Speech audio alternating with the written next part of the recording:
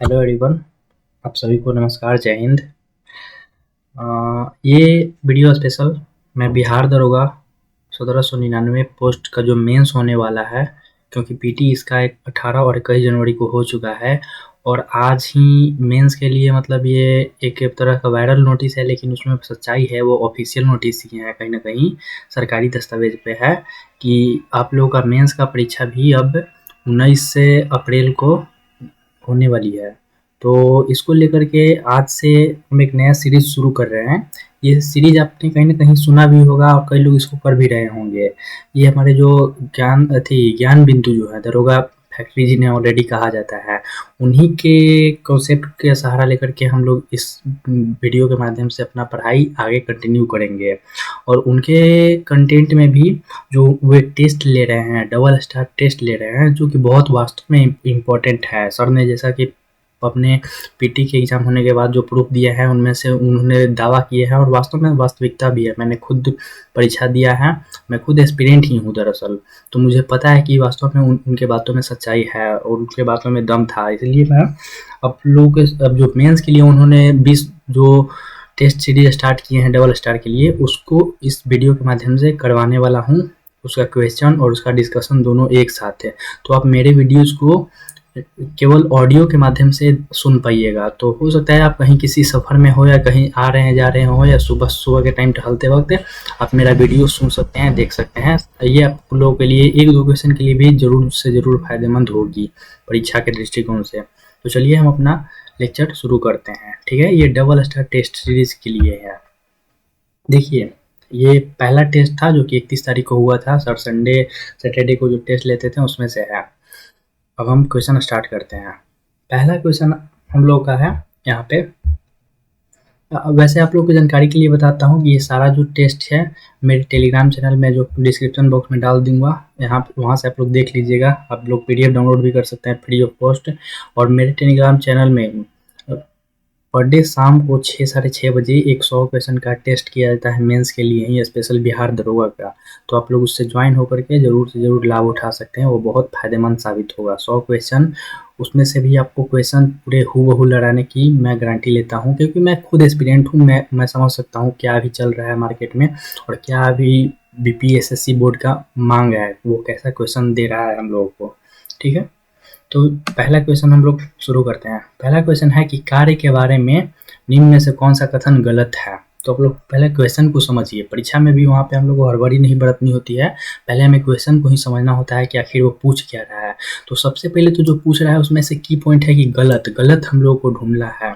हम लोग का जो एमसीक्यू क्वेश्चन पेपर आएगा उसमें से मतलब यहाँ पूछ रहा है कि गलत। यहाँ पे 3 कथन है और 3 कथन में से कुछ कथन गलत होंगे, कुछ कथन सही होंगे, वही हम लोग को चुन के बताना है, ठीक है ना।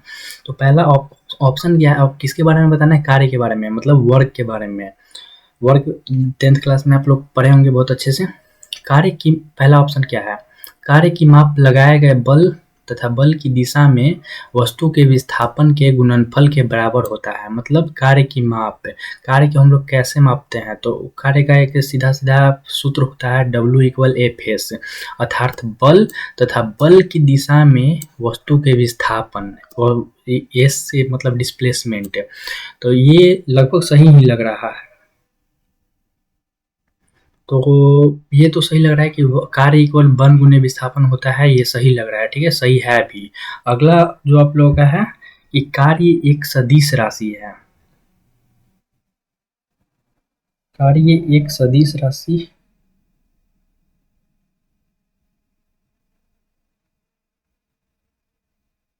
कार्य एक सदिश राशि है, ये पूर्णतः गलत स्टेटमेंट है। कार्य एक सदिश नहीं, कार्य एक अदिश राशि है, ठीक है ना। कैसी राशि है, कार्य एक अदिश राशि है। तो ये एक गलत हो गया, हम लोग को गलत ही चुनना था, तो ये एक गलत हो गया। अगला जो तीसरा है विकल्प है कि बल एवं विस्थापन के बीच 0 डिग्री का कोण होने पर कार्य न्यूनतम होता है। तो देखिए बाबू, W इक्वल जो होता है ना सूत्र, वर्क इक्वल कार्य गुणे विस्थापन तो होता है, लेकिन उसके बीच में कुछ डिग्री का कोण भी बनता है। जो इसके बीच का कोण जो बनता है वो कोस थीटा के रूप में बनता है। कैसे बनता है, कोस थीटा के रूप में। ये मतलब W equal F S cos theta होता है, ठीक ना। W इक्वल क्या होता है, एफ एस कोस थीटा, और थीटा में बोल रहा है कि 0 डिग्री के कोण बनाने के लिए, तो साइन 0 का मान 0 होता है, ये आप लोगों को पता है, लेकिन कोस 0 का मान 1 होता है, तो ये न्यूनतम होगा, ये गलत बात है। और बल एवं विस्थापन के बीच 90 डिग्री का कोण बनता है ना, तब जाकर के कहीं पे कार्य ये इसका कार्य न्यूनतम होता है, लेकिन यहाँ पे 0 डिग्री हो रहा है तो वो न्यूनतम नहीं होगा, वो मतलब अच्छा खासा आप एक महत्तम मान रखेगा। तो यहाँ पे हम लोग देखें तीसरा ऑप्शन स्टेटमेंट भी गलत है, ठीक है ना। तो इसलिए हम इससे पता चलता है कि कार्य के बारे में जो ये क्वेश्चन पूछ रहा है, इसमें 2 और 3 गलत है, और गलत ही हम लोगों से पूछ रहा था। तो अब हम लोग अपने कूट को चेक करेंगे कि कौन मेरा राइट आंसर होगा, और इसी को OMR में आप लोगों को भरना हुआ है, ठीक है ना। तो कार्य के बारे में देखें कि दूसरा और तीसरा गलत है, और गलत के बारे में पूछ रहा है, तो 2 और 3 किस में है, तो देखिए ऑप्शन सी में, यहाँ पे हम लोग को OMR में इसको हम भर देंगे, यही हम लोग का राइट आंसर हो जाएगा, क्योंकि 2 और 3 वास्तव में गलत है, ठीक है। तो पहला सवाल हो गया, आप लोग समझ सकें। और कार्य के बारे में आप लोगों को मैंने बता दिया सीधा बात कि कार्य जिसको W से सूचित करते हैं वर्क इक्वल होता है F S cos theta, F मतलब बल फोर्स, और एस मतलब डिस्प्लेसमेंट विस्थापन, ठीक है ना। चलिए अगला क्वेश्चन फिजिक्स का है, न्यूमेरिकल में ही है ये। इसमें है कि 60 डिग्री फ़ारेनहाइट को केल्विन में बदलता है, किस में बदलना है, केल्विन में बदलना है। तो देखिए फ़ारेनहाइट, और इसको इस सवाल को सॉल्व करने के लिए हम लोगों को फ़ारेनहाइट और केल्विन में संबंध क्या है उसका जानकारी होना बहुत आवश्यक है, ठीक है ना। ऐसे आप लोगों को इसमें 2-3 चीज़ आता है, एक फ़ारेनहाइट और डिग्री सेल्सियस में संबंध, फ़ारेनहाइट और केल्विन में संबंध, डिग्री सेल्सियस और केल्विन में संबंध, ठीक है ना। तो आप लोग ये तो सबको जानता है कि 273 के प्लस केल्विन इक्वल हो जाता है 200 डिग्री सेल्सियस इक्वल होता है 273 प्लस केल्विन। लेकिन जो संबंध है यहाँ पे हम लोगों को पूछ रहा है फ़ारेनहाइट और केल्विन में, तो फ़ारेनहाइट और केल्विन में जो संबंध है वो संबंध है कि F-32, क्या F-32/9, अगर ये हम फ़ारेनहाइट को लेते हैं तो उतना केल्विन में उसका मान होगा केल्विन माइनस 273/5, क्या होगा, केल्विन माइनस 273/5। यहाँ पे मेरे पास स्मार्ट बोर्ड तो है नहीं कि मैं आप लोगों को अच्छे से लिख पाऊँ, तो लिखने में मुझे समस्या हो रही है, इसलिए आप लोग मेरी बातों को गौर से सुनिएगा। फ़ारेनहाइट और केल्विन में संबंध जो है वह फ़ारेनहाइट को कुछ इस तरह से हम लोग व्यक्त करेंगे, फ़ारेनहाइट माइनस 32/5, फ़ारेनहाइट माइनस 32/5 बराबर केल्विन माइनस 273/5, ठीक है ना। सॉरी थोड़ा सा मिस्टेक कर रहे थे, ठीक है ना। फ़ारेनहाइट माइनस 32/9 इक्वल में होता है केल्विन माइनस 273/5, ठीक है ना। दोनों में थोड़ा सा अंतर है। फ़ारेनहाइट माइनस 32/9 इक्वल होता है केल्विन माइनस 273/5, ठीक है ना। और जब इसको आप लोग सॉल्व करने जाइएगा तो इसका जो आंसर आएगा वो आएगा 288.5 केल्विन, जो कि ऑप्शन नंबर सी में है। तो इस क्वेश्चन का राइट आंसर ऑप्शन सी हो जाएगा, ठीक है ना। इसको आप लोग बना लीजिएगा, ठीक है। अगला है रीजनिंग से सवाल है। हम लोगों को पता ही है कि मेंस में मैथ और रीजनिंग का बहुत महत्वपूर्ण भूमिका रहने वाली है। तो चलिए रीजनिंग का सवाल देखते हैं।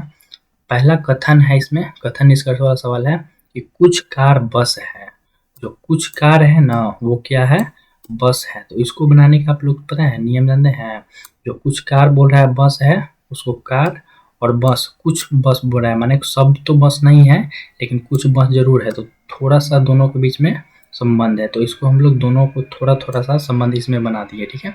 अगला स्टेटमेंट है कि सभी बस ट्रक है, जितना भी बस है ना वो सब ट्रक है। पूरा बस, जो सारा बस है वो ट्रक के नीचे आएगा ना, सभी बस ट्रक है। देखिए ये इससे निरूपित हुआ कि जितना भी बस है वो सब ट्रक है। अगला कथन है कि कुछ बस जहाज भी है, जो कुछ बस है ना वो जहाज भी है, क्या है, जहाज भी है। तो कुछ बस जहाज भी है, इसमें भी हम इसका संपर्क स्थापित करवा दिए, ठीक है। आप लोग रीजनिंग के लिए मैं तो बोलूँगा कि पीयूष वर्षने सर का 100 वो मात्र लेक्चर है, वो भी आपको अगर बैच नहीं लेना हो तो टेलीग्राम पे नॉर्मली सारा बैच आजकल अवेलेबल है, आप लोग वहाँ से भी पढ़ सकते हो, ठीक है। अब हमारा देखिए कथन जो है हमने तैयार कर लिया इस चित्र के माध्यम से। रीजनिंग मैंने उन्हीं से पढ़ा है पृष्ठवसने से, आप लोग भी उनको ट्राई कीजिएगा एक बार, मस्त टीचर है, एक बार पढ़ लीजिएगा, दोबारा पढ़ने का आवश्यकता नहीं होगा। चलिए अब हम लोग अपना निष्कर्ष चेक करते हैं। बोल रहा है पहला निष्कर्ष बोल रहा है कि कुछ जहाज कार हैं, कुछ जहाज, जहाज देखिए यहाँ पे है और कार यहाँ पे है, ठीक है ना। तो वही बोल रहा है कि क्या कुछ जहाज कार है, तो देखिए जहाज इस तरफ है, कार इस तरफ है, कोई संबंध दिख रहा है? नहीं दिख रहा है, बिल्कुल नहीं। तो ये पहला कथन गलत हो जाएगा, बिल्कुल सही नहीं है, ठीक है ना। अगला निष्कर्ष क्या है कि सभी ट्रक कार है, जितना भी ट्रक है वो कार है, नहीं तो साफ गलत है। पीछे बस कार है ये है, तो सभी बस ट्रक है, तो ये तो और देखिए पूरा इसमें आया शामिल हुआ, नहीं शामिल हो रहा है, ये कुछ ज़्यादा है। कुछ जो ट्रक है ना वो कार नहीं है, वो केवल ट्रक ही है, ज़्यादा ट्रक है। तो सभी ट्रक कार नहीं है, ये भी गलत क्वेश्चन है, मतलब दोनों गलत निष्कर्ष है। तो हमारा निष्कर्ष अब अंतिम रूप से जो हम लोग अपने विकल्प चुनने को जाएंगे, ओएमआर भरने को जाएंगे, तो ये निष्कर्ष निकलता है ये ऑप्शन नंबर डी, न तो निष्कर्ष पहला सही है और न तो निष्कर्ष दूसरा सही है। इसी को हम लोग ओएमआर शीट में अपना गोल रंग भर देंगे, ठीक है। चलिए तो हमारा तीसरा क्वेश्चन भी कंप्लीट हुआ। अगले चौथे सवाल पे हम लोग चलते हैं। तो चौथा सवाल हम लोगों का है पॉलिटी से है। किस सब्जेक्ट से है? पॉलिटी से। और बोल रहा है कि निम्न कथनों पर विचार करें। कुछ कथन दिए हुए हैं, 3 गो कथन है और उन कथन को कूट से मिलाना है, अपना चयन करना है, ठीक है। चलिए पहला कथन को हम लोग पढ़ते हैं। कानून के शासन का अर्थ है कि सभी कानून देश के सभी नागरिकों पर समान रूप से लागू होता है। बिल्कुल सही बात है। देखिए लोकतंत्र में कानून का शासन होता है, संविधान का शासन होता है और वह संविधान वह कानून उस देश के सभी नागरिकों पर एक समान रूप से लागू होता है, चाहे वो अमीर हो, गरीब हो, गोरा हो, काला हो, महिला हो, पुरुष हो, कोई भी नागरिक, मतलब सभी नागरिक, ठीक है। पहले तो वहाँ के रहने वाले सभी मनुष्य, ठीक है ना, और उन सब पे एक समान कानून लागू होता है। तो यह कथन बिल्कुल सही है, ठीक है ना। ये तो कॉमन सेंस की बात है, बिल्कुल सही है। हमारा भारत देश में कोई आप एग्जाम्पल के रूप में ले करके मान सकते हैं कि हाँ सब पे तो सब नियम कानून लागू होता है। वो अलग बात है कि कुछ लोग अपना पैरवी करवा लेते हैं, रियल लाइफ में वैसा कहीं देखने को मिलता है, वो अलग बात है, लेकिन ठीक है ना। अगला हम लोग का स्टेटमेंट है, स्वतंत्र न्यायपालिका का अर्थ है कि सरकार की अन्य शाखाएं न्यायपालिका के कार्य में हस्तक्षेप ना करें। ये भी अपने आप में देखिए बिल्कुल सही बात है। क्या कह रहा है? स्वतंत्र न्यायपालिका, न्यायपालिका, कार्यपालिका, विधायिका, 3 जो मुख्य अंग होते हैं किसी भी मतलब देश के लिए, शासन के चलाने के लिए, उसमें न्यायपालिका जो न्याय करता है, कोई भी कार्यपालिका जो कदम उठाता है, विधायिका जो कानून बनाता है, उन सबको चेक करने का, या कार्यपालिका सही से काम कर रही है कि नहीं कर रही है, अपना जो होता है बायस्ड होकर काम नहीं कर तो ना कर रही है, ये सब कुछ चेक करने वाली न्यायपालिका स्वतंत्र होनी ही चाहिए, ताकि वह स्वतंत्र एक निष्पक्ष फैसला दे पाए अपना। तो वही बोल रहा है कि स्वतंत्र न्यायपालिका का अर्थ है कि सरकार की अन्य शाखाएं, जो सरकार की शाखाएं होती है, जो भी संस्थाएं होती है सरकार की, ईडी, सीबीआई, ये सब आप लोग देख रहे हैं। अभी हाल फिलहाल में देखे हैं, आज एक वो आया है, मतलब जजमेंट नहीं कहेंगे, ऑर्डर आया है कोर्ट का, वो जो नहीं चल रहा था अरविंद केजरीवाल पे, आप जो दिल्ली पार्टी में, वो उन पे बेचारे पे कोई भी वैसा चीज़ नहीं लागू हुआ, लेकिन ईडी सीबीआई जानबूझ करके उनको चुनाव के वक्त में उनको अरेस्ट कर लेती है। ऐसा पहला बार, ये भी एक क्वेश्चन ही समझिए तो है, जनरल नॉलेज की आप लोगों को बात बताता हूँ। ऐसा पहला बार हुआ है भारत में कि कोई सिटिंग सीएम है, चीफ मिनिस्टर है, जो भी चीफ मिनिस्टर है वर्तमान में, और उसको गिरफ्तार कर लिया गया, ठीक है ना। ये शर्मनाक था, उस वजह से कहीं ना कहीं उनके चरित्र पे दाग लगा और वो चुनाव भी हार गए। लेकिन आज उन बाइज्जत बड़ी हो गए कि नहीं वैसा कुछ बात था नहीं, ईडी सीबीआई इतना बिका हुआ गिर गया है यार, क्या ही कहा जाए, ठीक है ना।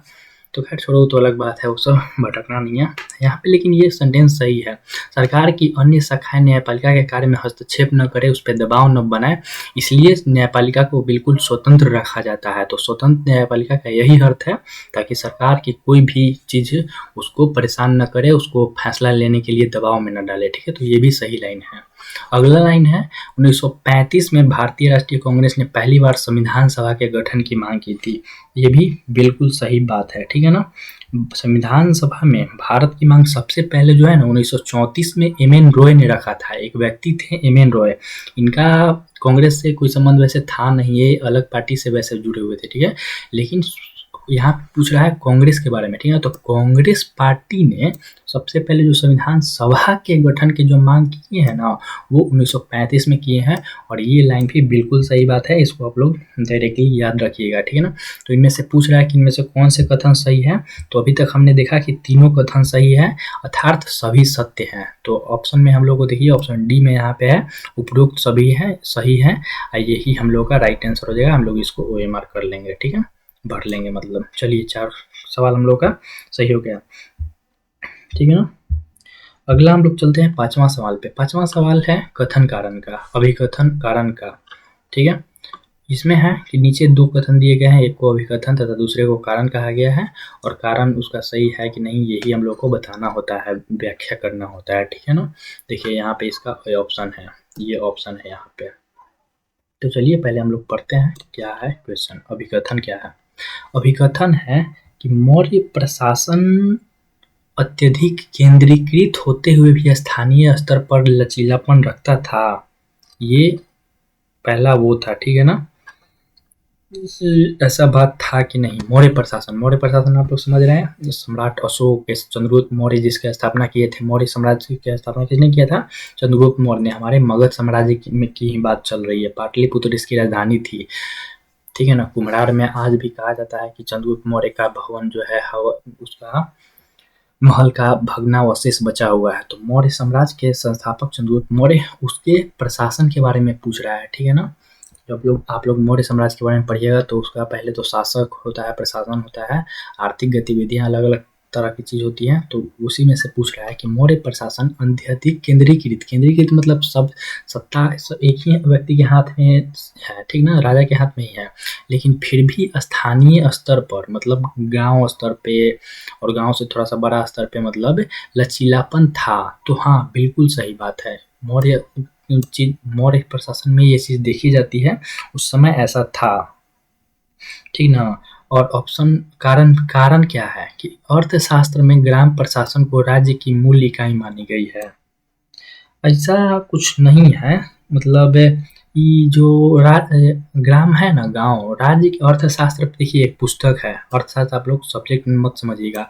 अर्थशास्त्र यहाँ पे इसका मतलब ये है, अर्थशास्त्र जो इन्होंने लिखा था चंद्रगुप्त मौर्य के जो गुरु थे जिन्होंने उनको बनाया था, क्या नाम था उनका? चाणक्य, प्रधानमंत्री चंद्रगुप्त मौर्य के प्रधानमंत्री चाणक्य ने एक पुस्तक लिखी था जिनका नाम था अर्थशास्त्र, ठीक है ना। उस पुस्तक के बाद थी रेफरेंस लेके यहाँ पे लिखा हुआ है कथन कह रहा है कि अर्थशास्त्र में ग्राम प्रशासन को राज्य की मूल इकाई माना गया है। मूल इकाई नहीं माना गया था, देखिए, ठीक है ना।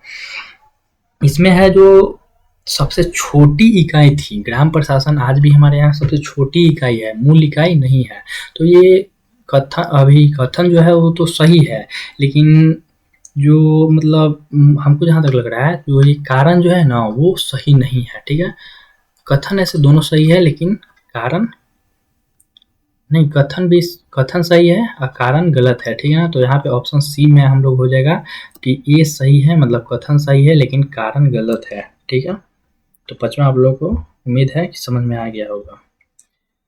देखिए कौटिल्य, जिनको विष्णुगुप्त, चाणक्य, 3 नाम है, ठीक है ना। उन्होंने अपने अर्थशास्त्र में 18 तीर्थों की चर्चा की है, ठीक है ना।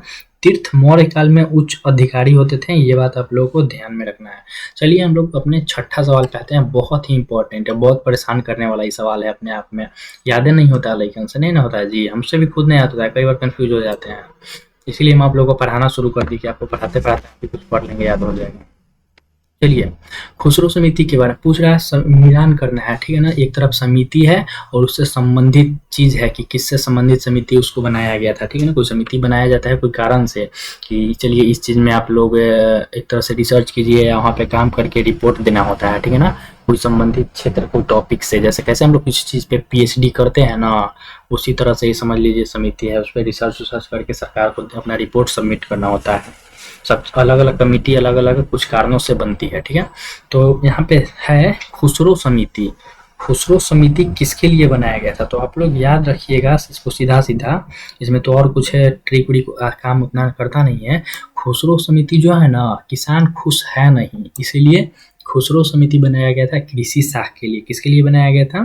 कृषि साख के लिए। खुसरो समिति को कृषि साख, साख खुश, खुश साख, खस खस, समझ रहे हैं ना, थोड़ा सा आप लोग कनेक्ट कर सकते हैं। खुसरो समिति कृषि साख, खुसरो समिति कृषि साख है, इससे संबंधित था। ठीक है, याद हो गया होगा, खुसरो साख कृषि एग्रीकल्चर, ठीक है ना। खुसरो किसान खुशी है कहाँ, इसलिए खुसरो समिति स्थापित किया गया था ताकि खुश रहे। यहाँ खुसरो में देखिए दो शब्द आप लोगों को दिया, खुश और रो, खुश भी कर रहा है और रोआ भी रहा है, तो इसलिए कृषि से संबंधित है, ठीक है ना। अगला है आप लोगों का महाजन समिति। महाजन मतलब समझ रहे हैं ना, एक तरह का उद्योग है। उद्योग कौन सा उद्योग है, चीनी उद्योग के लिए महाजन जो है ना टैक्स दे रहा है, किसके लिए कि चीनी टैक्स, चीनी उद्योग अपना लगा उसके लिए हम तुमको टैक्स दे रहे हैं, तो महाजन समिति हो जाएगा चीनी उद्योग के लिए। महाजन समिति चीनी उद्योग, महाजन समिति चीनी उद्योग, महाजन समिति चीनी उद्योग। अगला समिति जो है वो है मल्होत्रा समिति। कौन सा समिति, मल्होत्रा समिति। देखिए मल्होत्रा, अभी आप लोग हम लोग का आरबीआई के गवर्नर कोई संजय मल्होत्रा ही है ना, तो इसको ऐसे ही नॉर्मली याद रख सकते हैं। देखिए मल्होत्रा नाम से ही लग रहा है ना कोई थोड़ा सा अथी टाइप है एकदम, मतलब व्हाइट कॉलर जॉब टाइप करने वाला। तो बीमा क्षेत्र में सुधार, किसके लिए, बीमा क्षेत्र में सुधार के लिए मल्होत्रा समिति, बीमा क्षेत्र में सुधार के लिए मल्होत्रा समिति, बीमा क्षेत्र में सुधार के लिए। और एक वो अंतिम बच गया सरकारी आयोग, इस तो बहुत मतलब कई बार पूछा हुआ सवाल है, ठीक है ना, इसको सब लोग लगभग याद भी रखते हैं कि सरकारिया समिति केंद्र राज्य संबंध। सरकार केंद्र और राज्य में होता है, केंद्र और राज्य का सरकार होता है ना, तो वही सरकारिया आयोग आएगा, केंद्र राज्य संबंध आप लोग मार दीजिएगा। इसको याद रखने का बस यही एक तरीका है, मैंने कई तरीका होगा लेकिन हम जैसे याद रखे हुए हैं कि सरकार होता है केंद्र राज्य में, तो केंद्र राज्य संबंध सरकारिया आयोग। चलिए इसको हम लोग मिला लेंगे, कौन इसका आंसर होगा, तो देखिए 3 2 1 4, 3 2 1 4 ऑप्शन सी में है, तो हम लोग का राइट आंसर हो जाएगा ऑप्शन सी। और बाकी मेन याद करने पे ही तो ऑप्शन वहाँ पे परीक्षा में बदल जाएगा आप लोग को। यहाँ पे ये याद रखिए, खुसरो समिति खुसरो कृषि साख है, महाजन समिति हो जाएगा चीनी उद्योग में। आप लोग इसको एक तरफ तोप के याद करें, साथ साथ याद करने का प्रयास कीजिए, ठीक है ना। मिलवाना मेरा उद्देश्य नहीं है, मेरा उद्देश्य है याद करना जो इम्पोर्टेंट सवाल है, मतलब इसमें मल्होत्रा समिति बीमा क्षेत्र में सुधार, सरकारिया आयोग, केंद्र राज्य संबंध के लिए। चलिए आई होप इस क्वेश्चन को आप लोग समझ गए होंगे अच्छे से। अब 7वां क्वेश्चन को हम लोग पढ़ याद करते हैं, ये भी याद करने वाला है। ये है हमारा इतिहास, आधुनिक इतिहास से, आधुनिक भारत के इतिहास से, ठीक है ना।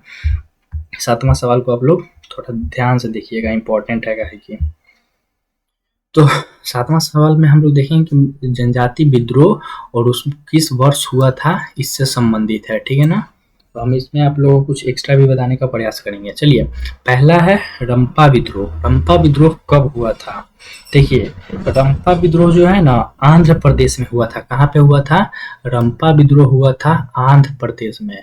और इसके जो नेतृत्वकर्ता थे वो थे, उनका नाम था रंपा विद्रोह में अल्लूरी सीताराम राजू। क्या नाम था, अल्लूरी सीताराम राजू। रंपा रंपा रंपा अनपा, रंपा आंध्र प्रदेश, रंपा विद्रोह आंध्र प्रदेश, रंपा आंध्र प्रदेश, रंपा आंध्र प्रदेश। नेतृत्वकर्ता कौन थे, अल्लूरी सीताराम राजू। अल्लूरी सीताराम राजू नाम से तो लग रहा है कि आंध्र प्रदेश के ही कोई व्यक्ति होगा। रंपा विद्रोह अल्लूरी सीताराम राजू। और ये कौन से साल में हुआ था, तो रंपा विद्रोह हुआ था आपका 1922, 1900 से लेकर के 1924 तक के समय काल में हुआ था, समय खंड में हुआ था। रंपा विद्रोह 1922-24, रंपा विद्रोह 1922-24, रंपा विद्रोह 1922-24 आंध्र प्रदेश में अल्लूरी सीताराम राजू के नेतृत्व में। रंपा विद्रोह 1922-24 आंध्र प्रदेश में अल्लूरी सीताराम राजू के नेतृत्व में, ठीक है। अगला है हम लोग का खासी विद्रोह। खासी विद्रोह जो है ना, देखो खासी से आप लोग बहुत जगह सुने होंगे, जनजाति में, पर्वत में, गारो खासी जयंतिया पर्वत, गारो खासी जयंतिया जनजाति, एक जनजाति है उसी के नाम पे उस पर्वतों का नाम रखा गया है आप लोग, ठीक है ना। तो खासी विद्रोह किस, ये खासी जनजाति किस थी राज्य में है, किस राज्य में खासी पहाड़ है, तो मेघालय में है। नॉर्मली आप लोग जानते हैं खासी विद्रोह, खासी पहाड़ या खासी जनजाति कहाँ पे पाई जाती है, मेघालय में पाई जाती है। तो इसलिए खासी विद्रोह मेघालय में हुआ है। और इसको जो नेतृत्व करता थे वो तीरथ सिंह थे। कौन थे, तीरथ सिंह। देखिए तीर दिए थे ना तो खासी आ गया था, कोई आपको तीर देगा अचानक ना तो खासी आ जाएगा, इसलिए खासी विद्रोह तीरथ सिंह। कौन है, खासी विद्रोह तीरथ सिंह, खासी विद्रोह तीरथ सिंह, खासी विद्रोह तीरथ सिंह, खासी विद्रोह तीरथ सिंह मेघालय में, खासी विद्रोह तीरथ सिंह मेघालय में। और इस हुआ कब था, तो ये हुआ था 1829 में। कब हुआ था, 1829 से 33 तक के लगभग चला था। तो खासी विद्रोह 1829-33, खासी विद्रोह 1829-33 से, ठीक है, मेघालय में हुआ था। पावना विद्रोह बहुत इंपॉर्टेंट विद्रोह है, बढ़िया पूछता है, ठीक है ना। तो पावना विद्रोह के बारे में हम लोग देखेंगे कि पावना विद्रोह जो है ना, ये हमारे उस समय पश्चिम बंगाल में हुआ था। कहाँ पे हुआ था, पश्चिम बंगाल में हुआ था। बिहार पश्चिम बंगाल सटे हुए था एक तरह से। ये हुआ था, इसका समय काल था 1873 से 76 तक। बहुत इंपॉर्टेंट है, इसको जरूर याद रखिएगा। पावना विद्रोह 1873 से 76 तक में। इसके जो नेतृत्व करता थे वो मेनली थे ईशान चंद्र राय। कौन थे, ईशान चंद्र राय। पश्चिम बंगाल में हुआ था ईशान चंद्र राय। पावना विद्रोह 1873-76 पश्चिम बंगाल, ठीक है। अहोम विद्रोह, अहोम कहाँ ही जाता है, असम को। असम का पहले का नाम जो था ना, अहोम ही था, ठीक है। तो अहोम विद्रोह हुआ था असम में। कहाँ हुआ था, असम में। कब हुआ था, तो 1828 से 1833 के बीच में हुआ था। 1828 से 1833 के बीच में अहोम विद्रोह हुआ था। इसके जो नेतृत्व करता थे अहोम विद्रोह के, वो थे गोमधर कुंवर। कौन थे, गोमधर कुंवर। अहोम विद्रोह के नेता कौन थे, तो गोमधर कुंवर थे। अहोम विद्रोह के नेता गोमधर कुंवर। असम में हुआ था। अहोम मतलब असम, ये याद रखिएगा, ठीक है ना। अहोम मतलब कहीं भी आएगा तो असम। इसके नेतृत्वकर्ता कौन थे अहोम विद्रोह के, तो गोमधर कुंवर। कौन थे, गोमधर कुंवर। 1828 से 1833 के बीच में अहोम विद्रोह हुआ था, ठीक है। तो इसको भी हम लोग मिला लेते हैं। रंपा विद्रोह 1922-24 आंध्र प्रदेश, अल्लूरी सीताराम राजू। खासी विद्रोह तीरथ सिंह मेघालय में, ठीक है, 1829-33। पावना विद्रोह 1873 से 76 ईशान चंद्र राय पश्चिम बंगाल में। अहोम विद्रोह 1828 से 33 गोमधर कुंवर असम में, ठीक है ना। तो इसको मिला लीजिए। पहला के है 3 3 2 1 3 3 2 3 2 4 1 3 2 4 1 ऑप्शन नंबर ए में है। ऑप्शन नंबर ए में है ना। चलिए, तो ये हो गया हम लोग का राइट आंसर। इसको हम लोग गोल भर देंगे। चलिए 8वां सवाल में आते हैं। 8वां सवाल आप लोग का फिजिकल जियोग्राफी से है, ठीक है ना। मतलब बहुत ये भूगोल के भौतिक वाले भौतिक भूगोल से है, ठीक है ना। और इसमें भी पवन से है, स्थानीय पवन, और उसमें किस क्षेत्र में बहता है उससे सवाल पूछा हुआ है, ठीक है ना। और उसमें भी देखिए कथन, ये कूट वाला सवाल है। कूट मतलब के वो सही है, के वो गलत है, कौन सा कितने युग्म सही है, ये हम लोग को इसमें बताना है। तो हम लोग जो 8वां सवाल है, ठीक है ना। तो ये हबूब के बारे में बता रहा है कि कहाँ बहता है। तो हबूब यहाँ पे दिए हुए है कि मध्य एशिया में बहता है ना। हबूब मध्य एशिया में नहीं बहता है। ये बहता है, पता है, ये बहता है आप लोगों को एशिया में तो बहता ही नहीं है। ये बहता है अफ्रीका महादेश में। कौन महादेश में, अफ्रीका। अफ्रीका के भी सूडान जो है ना, उत्तरी सूडान के, उसकी राजधानी है खार्तूम, ठीक ना। सूडान की राजधानी खार्तूम, उत्तरी सूडान वाले क्षेत्र में ये मतलब एक प्रकार का गर्म हवा है हबूब। तो हबूब जो है अफ्रीका के सूडान समझ लीजिए। सूडान एक देश है जो कि अफ्रीका महादेश में स्थित है, वहां पे बहती है। तो पहला जो आप लोगों का ऑप्शन है ये गलती मिलान किया गया, सुमिलित नहीं है, तो ये गलत हो गया। दूसरा है ब्रिक फील्डर दिए हुए है ऑस्ट्रेलिया, बिल्कुल सही है। ब्रिक फील्डर जो है ना ऑस्ट्रेलिया की ही स्थानीय पवन है। ये भी एक प्रकार का गर्म एवं शुष्क मतलब हवा है। अब ब्रिक फील्डर जो है ऑस्ट्रेलिया के विक्टोरिया राज्य में बहता है, ठीक है ना। ये आप लोग को ध्यान रखना है। Brick fielder Australia, haboob Sudan. और तीसरा जो है वो तो आप लोग जानते होंगे, हमको लगता है कि अगर आप तैयारी करने वाले विद्यार्थियों में से हैं तो बोरा स्थानीय पवन इटली का है, बिल्कुल ही सही है। बोरा जो है ठंडा और शुष्क पवन है, ठीक है ना, लेकिन वहाँ के इटली का ही स्थानीय पवन है।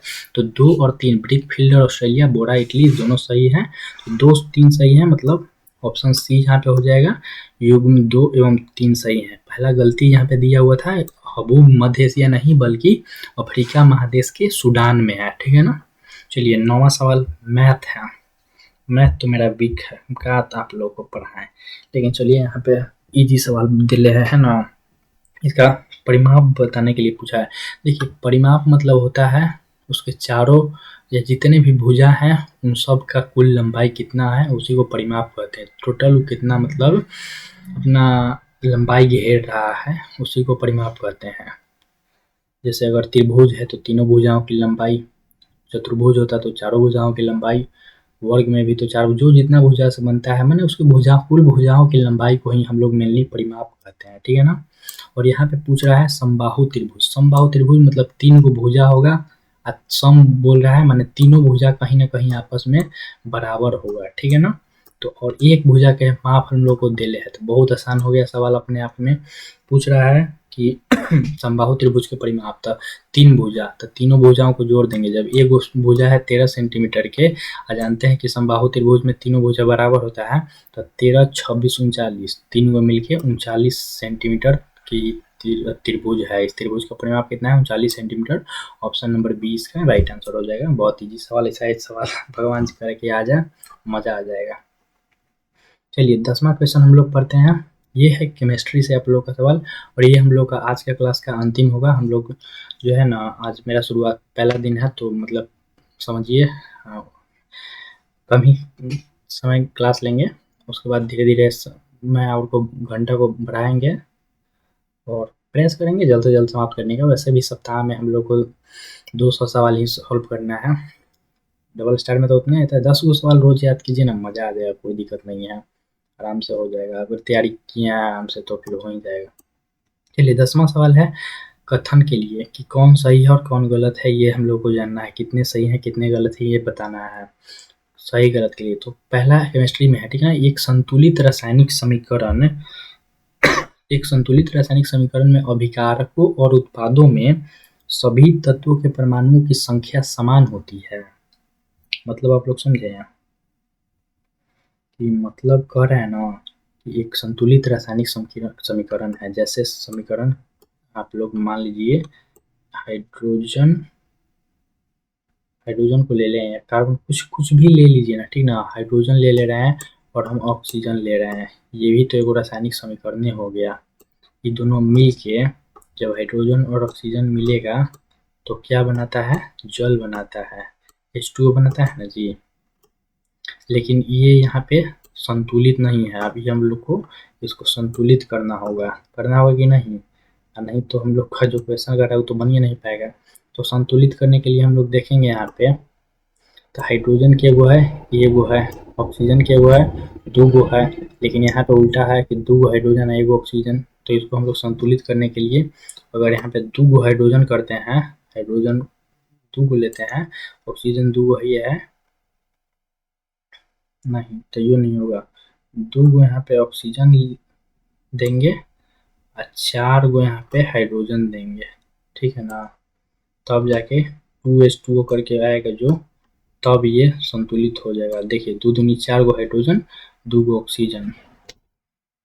अरे यार फिर नहीं हुआ, चलिए छोड़िए हटाइए इसको, अभी हम हटाते हैं, ठीक है ना। हम दूसरा समीकरण समझाते हैं आपको, चलिए जो कि एकदम मतलब सटीक है। चलिए एक मान लीजिए 2 गो हाइड्रोजन है, या संतुलित रसायन समीकरण तो Na+Cl भी ले सकते हैं, लेकिन 2 गो हाइड्रोजन है, 2 गो क्लोरीन है, Cl2, ये मिला के बनेगा हाइड्रोक्लोरिक अम्ल, मतलब 2HCl बनेगा। लेकिन संतुलित कीजिएगा ना जब, तो 2 गो आगे मतलब लगाना पड़ेगा। संतुलित है 2 हाइड्रोजन 2 क्लोरीन, तो यहाँ पे 2 हाइड्रोजन 2 क्लोरीन, ठीक है। तो इसमें बोल रहा है कि उत्पाद में सभी तत्वों के परमाणुओं की संख्या समान होती है, बिल्कुल समान है। यहाँ पे भी देख लीजिए 2 हाइड्रोजन 2 क्लोरीन 2 हाइड्रोजन 2 क्लोरीन, तो मतलब परमाणु की संख्या जो है एकदम समान है, तो सही है।